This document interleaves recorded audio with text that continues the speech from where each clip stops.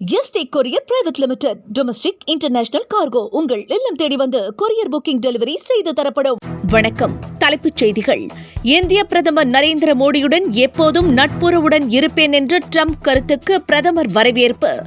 இந்தியாவும் அமெரிக்காவும் நேர்மறை சிந்தனை உள்ள நாடுகள் என்று பிரதமர் பதிவு.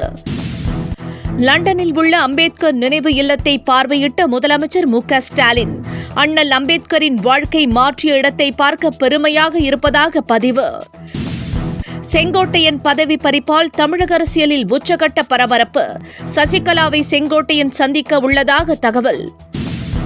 நினைவுகளால் கோவில்களில் தமிழக அரசு அறிமுகப்படுத்தியுள்ள உச்சிக்கால பூஜைக்கு பிந்தைய தரிசனம். இந்து அமைப்புகள் கடும் கண்டனம்.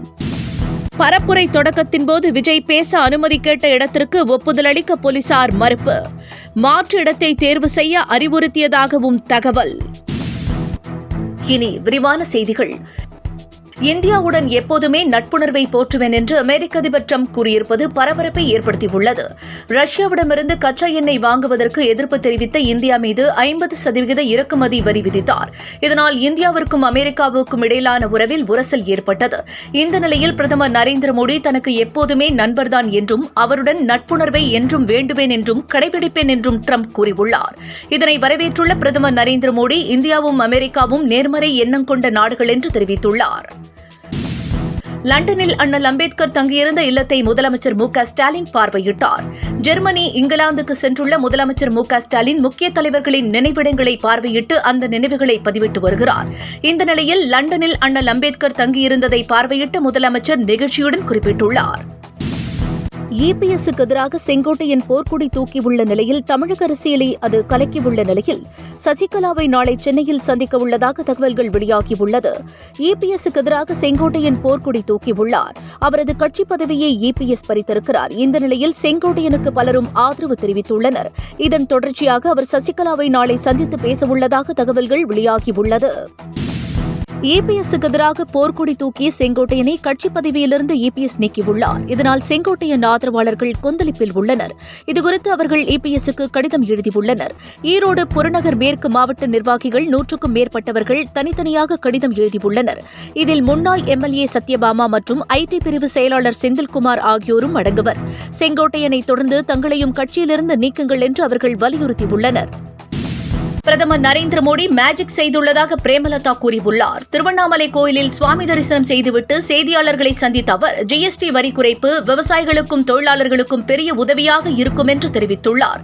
மேலும் நிறைகுடம் தழும்பாது என்பதைப் போல அமெரிக்க வரி விதிப்பு பிரச்சினைக்கு பிரதமர் நரேந்திர மோடி அமைதியாக முற்றுப்புள்ளி வைத்திருப்பதாகவும் பிரேமலதா கூறியுள்ளார். அதிமுகவில் ஏற்பட்டுள்ள பூகம்பம் தொண்டர்களை கடும் அதிர்ச்சியில் ஆழ்த்தியுள்ளது. இதனால் அவர்கள் மிகுந்த மனவேதனையில் உள்ளனர்.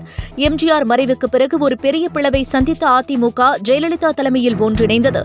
ஜெயலலிதா மறைவுக்கு பின்னர் மீண்டும் குழப்பமான நிலை நிலவி வருகிறது. இந்த நிலையில் செங்கோட்டையன் இபிஎஸ் இடையே ஏற்பட்டுள்ள உரசல் அவர்களை மன வருத்தத்தில் ஆழ்த்தியுள்ளது. அதிமுகவிலிருந்து செங்கோட்டையனை நீக்கியதற்கு சசிகலா கடும் கண்டனம் தெரிவித்துள்ளார். இபிஎஸ் செயல் சிறுபிள்ளைத்தனமானது என்று கூறியுள்ள அவர் கட்சியின் நலனுக்கு உகந்ததல்ல என்றும் குறிப்பிட்டுள்ளார். மேலும் அனைவரும் இணைய வேண்டும் என்று செங்கோட்டையன் நேர்மையான தொண்டர்களை எண்ணி பார்க்க வேண்டும் என்று சசிகலா கேட்டுக் கொண்டுள்ளார். தென் மாவட்டங்களில் பல இடங்களில் மழை பெய்து வரும் நிலையில் இரவு மதுரை, புதுக்கோட்டை, ராமநாதபுரம், சிவகங்கை, தஞ்சாவூர், திருச்சி, விருதுநகர், கடலூர், தருமபுரி மாவட்டங்களில் கனமழை பெய்யக்கூடும் என்று வானிலை ஆய்வு மையம் எச்சரித்துள்ளது. எனவே பொதுமக்கள் பாதுகாப்பாக இருக்கும்படி அறிவுறுத்தப்பட்டுள்ளது. சிவகார்த்திகேயன் நடிப்பில் வெளியான மதராசி திரைப்படம் ஒரே நாளில் தமிழகம் முழுவதிலும் 12 கோடி ரூபாய் வசூலாகியுள்ளதாக தகவல்கள் வெளியாகியுள்ளது.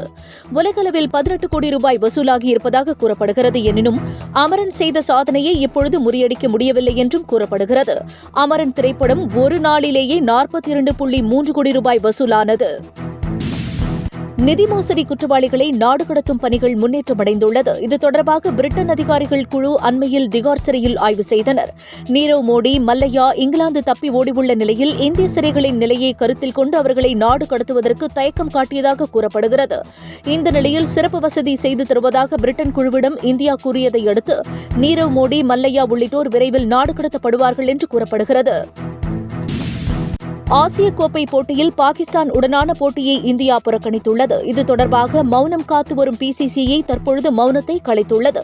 மத்திய அரசு வகுத்துள்ள கொள்கைகளின்படி சர்வதேச போட்டிகளில் மட்டுமே இந்தியா விளையாடுவதாகவும் பாகிஸ்தான் உடனான இருதரப்பு போட்டிகளில் விளையாடாது என்றும் அறிவிக்கப்பட்டுள்ளது. சர்வதேச போட்டிகளில் விளையாடாவிட்டால் இந்தியா மீது தடை விதிக்க வாய்ப்புள்ளதாக ஒரு தகவல்கள் உள்ளது. இத்துடன் 10 மணி செய்திகள் நிறைவு பெறுகின்றன. மீண்டும் செய்திகள் காலை 10 மணிக்கு. வணக்கம். என்றும் உங்களுடன் மை இந்தியா. முக்கிய செய்திகளை உடனுக்குடன் தெரிந்து கொள்ள சப்ஸ்கிரைப் பண்ணுங்க, பெல் பட்டனை பிரஸ் பண்ணுங்க. என்றும் உங்களுடன் my India. Yesterday courier private limited. Domestic international cargo உங்கள் இல்லம் தேடி வந்து கொரியர் புக்கிங் டெலிவரி செய்து தரப்படும்.